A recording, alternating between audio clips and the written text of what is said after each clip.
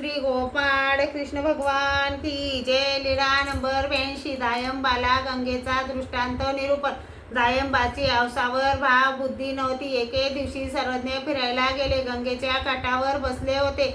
एकाच्या मताने ओसरीत बसले. सर्वज्ञांनी विचारले, भोजेया, ही गंगा कोणी आणली? जी गौतम ऋषीने आणली. कोण्या ठिकाणाहून आणली? जी कोणी म्हणतो विष्णूच्या चरणापासून आणली. कोणी म्हणतो महादेवाच्या मुकुटातून आणली. सर्वज्ञ म्हणाले, ते ठीक आहे, पण हे पाणी तेच आहे का? नाही जी, ते पाणी तर तेव्हाच वाहून गेले. सर्वज्ञ म्हणाले, ते पाणी तर वाहून गेले आणि त्याच मार्गाने जाणाऱ्या इतर पाण्याने तर लोकांचे पाप नासते तथा प्रायचित्त होते, तर मग आमच्या सन्निधानातील आऊची एवढीही पात्रता नाही, तुम्ही हिचा विटाळ का मानता?